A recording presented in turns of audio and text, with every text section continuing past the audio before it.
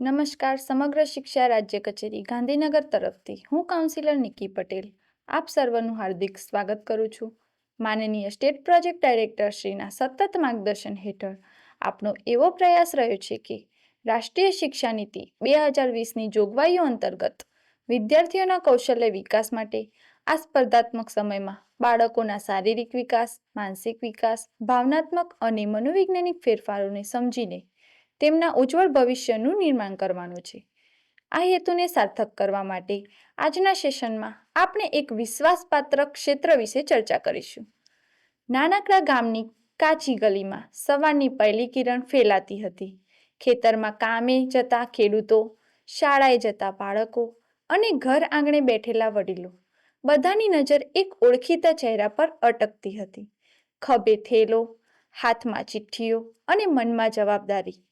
એ હતો ગ્રામીણ ડાક સેવક.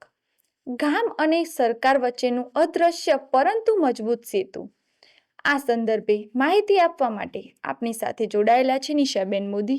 નિશાબેન, આપને વિનંતી કે આ સેવા વિશે માહિતગાર કરશો. નમસ્કાર. સમગ્ર શિક્ષા રાજ્ય કચેરી ગાંધીનગર તરફથી હું કરિયર કાઉન્સિલર નિશા મોદી. તો મિત્રો, આજે હું તમને ગ્રામીણ ડાક સેવક, જે એક પાત્ર નથી પરંતુ એક સમગ્ર સંસ્થા છે જે સેવા, વિશ્વાસ અને સતત પ્રયત્નો સાથે કાર્યશીલ છે. વરસાદ, તડકો કે અંતર, કોઈ અવરોધ તેને રોકી શકતો નથી, કારણ કે દરેક ચિઠ્ઠી સાથે જોડાયેલી હોય છે કોઈની ખુશી, કોઈની આશા અને કોઈનું ભવિષ્ય.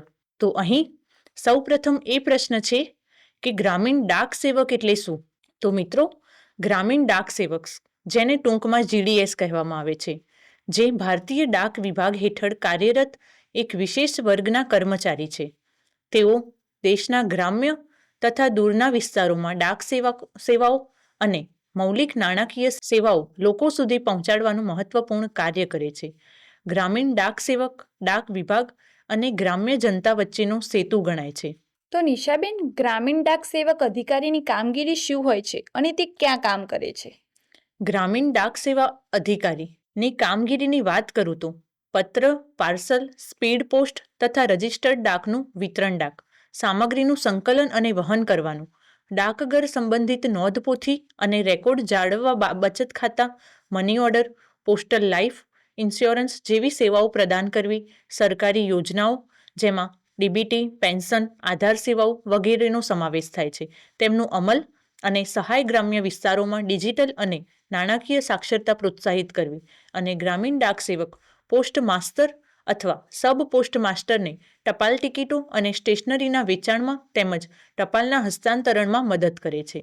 અત્રે આપણે તેમના કાર્યસ્થળની વાત કરીએ તો બ્રાન્ચ પોસ્ટ ઓફિસ, સબ પોસ્ટ ઓફિસ, ગામડા અને અંતરિયાળ ગ્રામ્ય વિસ્તારોમાં અને પોસ્ટમેન તરીકે નિર્ધારિત ડાક માર્ગો પર તે પોતાની ફરજ બજાવે છે. તો ગ્રામીણ ડાક સેવક અધિકારી બનવા માટે જરૂરી વ્યક્તિગત ગુણો કેવા હોવા જોઈએ? ગ્રામીણ ડાક સેવક અધિકારી બનવા માટે વ્યક્તિમાં ઈમાનદારી અને જવાબદારી ભાવ સૌ પ્રથમ જરૂરી છે. ત્યારબાદ જનસેવાની ભાવના, સમયપાલન અને કાર્યનિષ્ઠા, સ્થાનિક વિસ્તારોનું જ્ઞાન, સારું સંચાર કૌશલ્ય, ફાઇલોને સુવ્યવસ્થિત રીતે ગોઠવવાનું અને ટાઈપ કરવાનું કામ, અને ત્યારબાદ મૂળભૂત કમ્પ્યુટર અને મોબાઈલ ઉપયોગની સમજ જરૂરી છે. ગ્રામીણ ડાક સેવક અધિકારી બનવા માટે શૈક્ષણિક લાયકાત કેટલી હોવી જોઈએ અને એની ભરતી પ્રોસેસ શું હોય છે? ગ્રામીણ ડાક સેવક અધિકારી બનવા માટેની શૈક્ષણિક લાયકાતની વાત કરીએ તો માન્ય બોર્ડમાંથી ધોરણ 10 પાસ અને ધોરણ 10માં સ્થાનિક ભાષા ફરજિયાત છે. ત્યારબાદ મૂળભૂત કમ્પ્યુટર જ્ઞાન આવશ્યક છે અને સાયકલ કે બાઇક ચલાવવાની ક્ષમતા હોવી જોઈએ. ત્યારબાદ ગ્રામીણ ડાક સેવકની ભરતી પ્રક્રિયાની વાત કરું તો ભારતીય ડાક વિભાગ દ્વારા અધિકૃત વેબસાઇટ પર ભરતી જાહેરાત પડે છે. તેમાં ઓનલાઈન અરજી પ્રક્રિયા કરવાની થાય છે અને અહીંયા કોઈ લેખિત પરીક્ષા હોતી નથી. ઉમેદવારોની પસંદગી ધોરણ 10ના ગુણ આધારે મેરિટ યાદીમાં કરવામાં આવે છે. ત્યારબાદ દસ્તાવેજોની ચકાસણી થાય છે અને અંતે નિમણૂક કરવામાં આવે છે. ગ્રામીણ ડાક સેવક અધિકારીનું માસિક વેતન કેટલું હોય છે? ગ્રામીણ ડાક સેવક અધિકારીનું માસિક વેતન સરકારશ્રીના પગાર પંચ મુજબ હોય છે.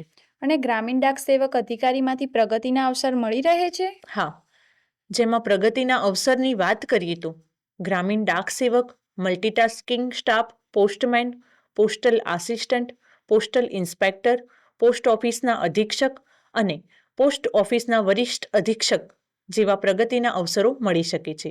આ ઉપરાંત તમે સરકારી જાહેરાત દ્વારા આવા હોદ્દાઓ માટેની પરીક્ષા ઉત્તીર્ણ કરીને પણ પ્રગતિ મેળવી શકો છો.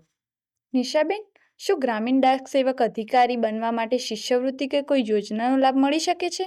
હા, શિષ્યવૃત્તિ માટે વિદ્યાર્થીઓ રાષ્ટ્રીય શિષ્યવૃત્તિ પોર્ટલ scholarship.gov.in અને શૈક્ષણિક લોન મેળવવા માટે પીએમ વિદ્યાલક્ષ્મી પોર્ટલથી માહિતી મેળવી શકે છે. આ સંદર્ભે અભ્યાસ ક્યાં કરવાનો થાય છે અને તેમાં સફળ થયેલા અધિકારીઓની સાફલ્ય ગાથા વિશે કરિયર કાર્ડની લિંક મૂકેલી છે અને આ હોદ્દાની વધુ માહિતી મેળવવા માટેની ઓફિશિયલ વેબસાઇટ આપ આ વિડીયોના ડિસ્ક્રિપ્શન બોક્સમાંથી મેળવી શકો છો. ખૂબ સરસ નિશાબેન, આપે ખૂબ જ મહત્વપૂર્ણ માહિતી આપી. ધન્યવાદ.